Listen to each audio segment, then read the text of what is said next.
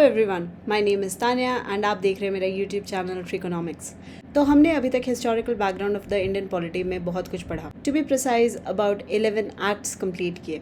हमने regulating act of 1773 से शुरू करते हुए गवर्नमेंट ऑफ इंडिया एक्ट 1935 तक सब कुछ पढ़ा। अब हम पढ़ेंगे एक ऐसे एक्ट के बारे में which was the final nail in the British Raj coffin in India. ऐसा क्या हुआ कि ब्रिटिश राज को अपना बोरिया बिस्तर बांध करके ब्रिटेन वापस जाना पड़ा। ऐसा क्या हुआ कि इंडिया जो अभी तक सिर्फ इंडियन गवर्नेंस की बात कर रहा था उसे इंडियन इंडिपेंडेंस दे दिया गया and that too in a span of 12 years. आइए एक एक करके हम सब कुछ अनफोल्ड करते हैं। लेकिन उससे पहले अगर आपने मेरे प्रीवियस क्लासेस को अभी तक नहीं देखा है तो आप उनको एक बार जा कर के देख लीजिए। आज का क्लास समझने में आपको आसानी होगी और आपको ज़्यादा क्लैरिटी मिलेगी। मैं अपने सारे प्रीवियस वीडियोस के लिंक आपको डिस्क्रिप्शन बॉक्स में दे दूँगी, प्लस वो अभी हमारी स्क्रीन पे फ्लैश भी हो रहा होगा। तो चलिए बात करते हैं आज के एक्ट के बारे में। हम इस एक्ट को भी उसी तरीके से पढ़ेंगे जैसे हमने बाकी पहले के सारे एक्ट्स को पढ़ा है। सबसे पहले हम बात करेंगे कुछ फैक्ट्स के बारे में, फिर बात करेंगे द हिस्टोरिकल बैकग्राउंड के बारे में, फिर बात करेंगे एडमिनिस्ट्रेशन के बारे में, फिर बात करेंगे प्रोविजन के बारे में एंड फाइनली मैं आपको दूंगी the freakonomical insight which will fetch you more marks in your subjective questions. तो सबसे पहली बात जो हम करेंगे वो है फैक्ट्स ऑफ एक्ट के बारे में।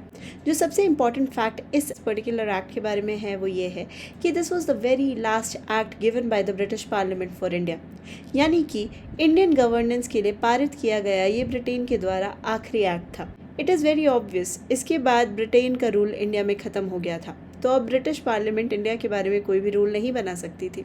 ये एक्ट 18 जुलाई 1947 को पास किया गया था and it came into effect on 15th and 14th of August 1947। 15th अगस्त को हमें हमारा इंडिपेंडेंस मिला एंड 14th अगस्त को पाकिस्तान को उसका। The act created 2 independent dominions of India and Pakistan. ये एक्ट इफेक्टिवली ब्रिटिश सॉवरेंटी को इंडिया में एंड करता है।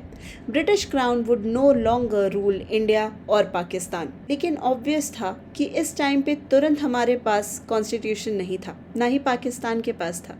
इसीलिए government of India act 1935 acted as a constitution till 1950 when we finally got our constitution and became a republic. इसी के साथ साथ office of secretary of state at London का पोस्ट भी खत्म हो गया, मगर गवर्नर जनरल का पोस्ट 1950 तक चलता ही रहा। किंग जॉर्ज द 6th जो थे वो हमारे टिटुलर हेड थे till 1950 when we finally became a republic. दोनों ही डोमिनियंस को अपनी अपनी कॉन्स्टिट्यूएंट असेंबलीज बनानी पड़ी। इस कॉन्स्टिट्यूएंट असेंबली का 2 टियर जॉब था। पहला जॉब ये था कि इन्हें डे टू डे के लॉज बनाने थे या लेजिस्लेट करने थे, और दूसरा काम ये था कि इन्हें कॉन्स्टिट्यूशन को ड्राफ्ट करना था। ये एक बहुत ही बड़ा, पेक्यूलियर और बहुत ही टीडियस जॉब था। इंडिया में करीबन 3 साल का वक्त लग गया इस कॉन्स्टिट्यूशन को कम्प्लीटली बनाने में। इसी के साथ साथ दोनों डोमिनियंस के पास एक गवर्नर जनरल भी होना चाहिए था। पाकिस्तान के गवर्नर जनरल का पोस्ट तो मोहम्मद अली जिन्ना ने ही ले लिया, लेकिन हमारे तब के प्रधानमंत्री श्री जवाहरलाल नेहरू ने बहुत इंसिस्ट किया, जो हमारे लास्ट वाइसरॉय थे लॉर्ड माउंटबैटन, उनको, कि आप ही हमारे गवर्नर जनरल रहिए जब तक हम एक नया गवर्नर जनरल अपॉइंट नहीं करते हैं। बहुत ही ग्रेशियसली लॉर्ड माउंटबैटन ने इसमें हामी भी भर दी कि ठीक है, I will be your governor general till you find your own. तो इसी तरह Lord Mountbatten became the first governor general of free India. इनके बाद Shri Rajagopalachari became the governor general and he became the first governor general of free India of Indian origin. तो ये तो बात हो गई इंडिया और पाकिस्तान की, बट क्या सिर्फ तब इंडिया और पाकिस्तान के बारे में बात हो रही थी? What about the Indian princely states? India में कुल मिलाकर के 562 प्रिंसली स्टेट्स थे। हमारा एजेंडा था कि उन प्रिंसली स्टेट्स का इंटीग्रेशन इंडिया में जल्द से जल्द हो जाए and thanks to the valour of Sardar Vallabh Bhai Patel 1947 तक ऑलमोस्ट सारे प्रिंसली स्टेट्स इंडिया में इंटीग्रेट हो गए थे, बारिंग 3 प्रिंसली स्टेट्स जिन्हें रूल के अकॉर्डिंग ये डिसाइड करना था कि वो इंडिया को ज्वाइन करें, पाकिस्तान को ज्वाइन करें या इंडिपेंडेंट रहें। इन 3 स्टेट्स का नाम था जूनागढ़, हैदराबाद एंड जम्मू एंड कश्मीर। इन तीनों प्रिंसली स्टेट्स की भी बहुत इंटरेस्टिंग स्टोरी है। एक ऐसा राजा जो कि मुस्लिम था पर उसकी प्रजा हिंदू थी। प्रजा इंडिया ज्वाइन करना चाहती थी और राजा पाकिस्तान ज्वाइन करना चाहता था, बट स्टिल उन्होंने इंडिया को ज्वाइन किया। एक ऐसा राजा जो कि हिंदू था और उसकी प्रजा मुस्लिम थी, वो भी पाकिस्तान को ज्वाइन करना चाहते थे, मगर उन्होंने भी अल्टीमेटली इंडिया को ज्वाइन किया। ऐसा क्या किया था सरदार वल्लभ भाई पटेल ने, ये सब हम देखेंगे इस एक्ट में। तो ये तो बात हुई फैक्ट्स ऑफ द एक्ट के बारे में। अब हम बात करेंगे about the historical background of the act. हमने प्रीवियस सारे एक्ट्स में देखा है कि historical background plays a major role in understanding an act, क्योंकि कोई भी हिस्टोरिकल इवेंट, चाहे वो कितना भी बड़ा हो या छोटा हो, वो डायरेक्टली या इनडायरेक्टली एक्ट्स को अफेक्ट ज़रूर करता है। तो देखते हैं कि लास्ट एक्ट यानी 1935 में पारित एक्ट प्लस 1947 के एक्ट के बीच के 12 सालों में ऐसा क्या हुआ जिसने हमें हमारी इंडिपेंडेंस ही दिलवा दी। तो हमें पता है कि 1935 में इलेक्शंस की बात हुई थी। 1937 में वो इलेक्शंस हो भी गए थे। हमें पता है कि उस टाइम पे टोटल 11 प्रोविंसेस थे। उन 11 प्रोविंसेस में 1937 के प्रोविंशियल इलेक्शंस में अबाउट 7 प्रोविंसेस में आईएनसी बहुमत से जीत गई, मगर मुस्लिम लीग ने बहुत ही पुअरली परफॉर्म किया। इस कारण से इंडियन नेशनल कांग्रेस और मुस्लिम लीग, जिनके रिश्ते पहले से ही खराब थे, वो और बद से बदतर हो गए। मुस्लिम लीग में सेंस ऑफ इनसिक्योरिटी और भी ज़्यादा बढ़ गई और उन्होंने 1940 में लाहौर रेजोल्यूशन या पाकिस्तान रेजोल्यूशन पारित कर दिया, जिसका मतलब था हमें एक सेपरेट नेशन चाहिए फॉर द मुस्लिम कम्युनिटी, जिसे हम पाकिस्तान बनाएंगे। लेकिन थोड़ा और पीछे चलते हैं। 1937 के बाद इलेक्शंस हुए जिसमें से आईएनसी जीत गई और वो मिनिस्टर्स का रोल प्ले करने लगे। लेकिन इसके तुरंत ही बाद एक और प्रॉब्लम हो गई। 1939 में वर्ल्ड वॉर 2 की शुरुआत हो गई। 1939 के वर्ल्ड वॉर में ब्रिटेन भी पार्टिसिपेट कर रहा था। इस दौरान बिना इंडियंस से पूछे हुए ब्रिटेन ने जर्मनी में इंडियंस को प्लेज कर दिया कि हम जर्मनी से लड़ाई करेंगे।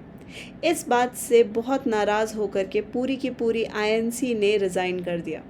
उन्होंने कहा कि आप हमारी कंट्री, हमारे मैन पावर, हमारे लोगों को लेकर के जंग लड़ेंगे और हमसे एक बार परमिशन भी नहीं लेंगे, एक बार पूछेंगे भी नहीं, बताएंगे भी नहीं और डिस्कस भी नहीं करेंगे।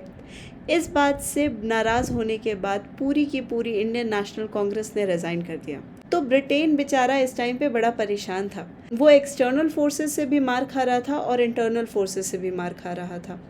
एक्सटर्नल फोर्सेस यानी कि नाजी जर्मनी, जो कि ब्रिटेन को कंटिन्यूसली थ्रेट दे रही थी, प्लस ईस्ट में जापानीज़ आर्मी से भी ब्रिटेन परेशान था। ब्रिटेन की जो कॉलोनीज़ हैं जैसे मलाया किंगडम, जैसे सिंगापुर, इन्हें कॉन्स्टेंटली जापानीज़ आर्मी अटैक कर रही थी एंड बहुत प्रेडिक्टेबल था कि अगला अटैक इंडिया पे होने वाला था। ब्रिटेन उस वक्त इंडिया को लूज़ करना अफोर्ड नहीं करता था। India used to be the centre piece of British colonial rule. India को लूज़ कर देने का मतलब था कॉलोनाइजेशन को ही लूज़ कर देना। इसी वक्त एक घटना और घटी जो कि यूनाइटेड स्टेट्स ऑफ अमेरिका में घटी। यूनाइटेड स्टेट्स में एक पोर्ट हुआ करता था द पर्ल हार्बर, जिसको जापानीज़ आर्मी ने अटैक करके उड़ा दिया। इस वक्त यूएसए के प्रेसिडेंट रूजवेल्ट थे, जिन्हें भी इस अटैक से बहुत बड़ा धक्का लगा। उन्होंने ब्रिटेन को इंटरनली प्रेशर बनाना शुरू किया कि आपको मैन पावर लानी पड़ेगी जो कि आप अपनी कॉलोनी से ला सकते हैं। आप इंडिया को प्रेशराइज करिए कि वो हमारे वॉर में इंडल्ज हो जाए। इसी के साथ आया अगस्त ऑफर, इसी के साथ आया Cripps mission, quit India movement, cabinet mission, Wavell plan and all of that. एक एक करके चलिए हम सारे प्लान्स को देखते हैं। तो सबसे पहले बात करते हैं पाकिस्तान रेजोल्यूशन की।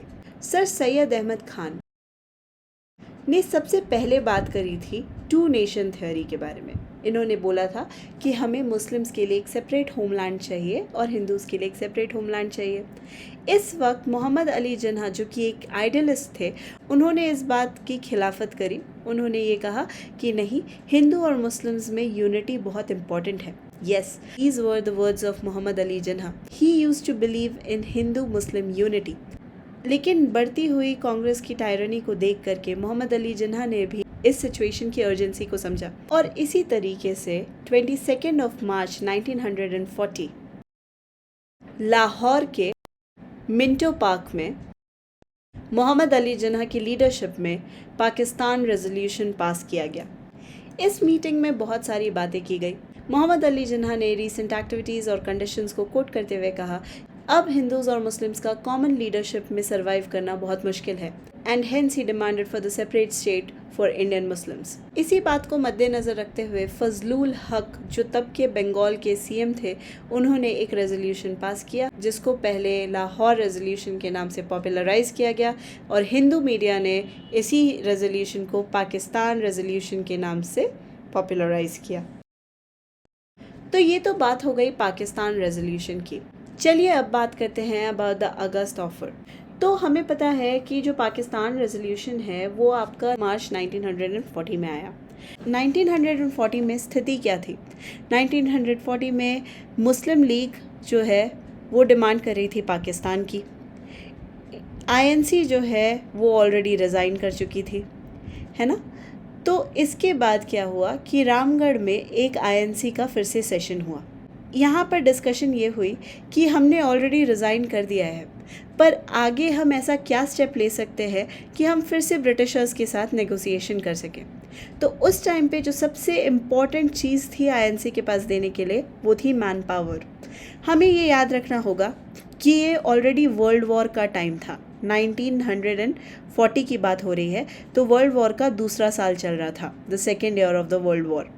हमें पता है कि ब्रिटेन बहुत ही डेस्परेट था, उसके पास कुछ भी रिसोर्सेज नहीं थे और ब्रिटेन हर चीज़ को मानने के लिए रेडी हो जाएगा। इसीलिए आईएनसी ने बोला कि ठीक है, हम आपके साथ नेगोशिएट करने के लिए तैयार हैं, हम आपको सपोर्ट भी करेंगे, लेकिन एक शर्त पर। हमने पहले भी देखा है कि प्रोविंशियल इलेक्शंस 1937 में ही हो गए थे। इसका ये मतलब है कि प्रोविंसेस पे तो आईएनसी की गवर्नमेंट बन गई थी। इन्होंने कहा कि आपने जिस तरह से प्रोविंसेस में हमारी गवर्नमेंट बनाई है, आप सेंटर में भी हमें प्रोविजनल गवर्नमेंट बनाने का हक दे दो, तो हम आपको वर्ल्ड वॉर 2 में सपोर्ट कर देंगे। अब इस बात पर जो तब के वाइसरॉय थे, उन्होंने कहा कि ठीक है, मैं अपने सुपीरियर्स के साथ आपको डिस्कस करके बताता हूँ। And they came up with an offer, जिसको हम अगस्त ऑफर कहते हैं। अब देखते हैं कि अगस्त ऑफर में क्या टर्म्स एंड कंडीशंस दी गई थी, जिसमें से सबसे पहला टर्म था कि हम इंडिया को डोमिनियन स्टेटस दे देंगे। दूसरा था कि वाइसरॉय की एग्जीक्यूटिव कमेटी में यूरोपियन से ज़्यादा इंडियंस होंगे। तीसरा था कि कांग्रेस बहुत दिन से इंडियन कॉन्स्टिट्यूएंट असेंबली की मांग करी थी, वो हमें इंडियन कॉन्स्टिट्यूएंट असेंबली देने के लिए भी रेडी हो गए थे, जिसमें भी इंडियंस ही होंगे। चौथी बात की गई थी कि माइनॉरिटी को वेटो पावर होगा। माइनॉरिटी को वेटो पावर होने का ये मतलब है कि कोई भी बड़ा डिसीजन तब तक पास नहीं हो सकता है जब तक माइनॉरिटीज़ उसके लिए अग्री नहीं करते हैं। इसके अलावा एक और बात की गई थी वॉर कमेटी के बारे में, क्योंकि अभी हमें रिसेंटली एक वॉर में ढकेल दिया गया था जिसमें हम पार्टिसिपेट भी नहीं करना चाहते थे। इसीलिए इस ऑफ़र में बात की गई कि ठीक है, हम एक वॉर एडवाइजरी कमेटी बना देंगे, यूरोपियंस तो उसमें पहले से ही हैं, अब उसमें इंडियंस भी होंगे, आप खुद ही डिसाइड कर लेना कि यू वांट टू हेल्प और नॉट। ये सारे कुछ टर्म्स एंड कंडीशंस थे अगस्त ऑफर के, जो कि ब्रिटिशर्स ने हमें ऑफ़र किया था।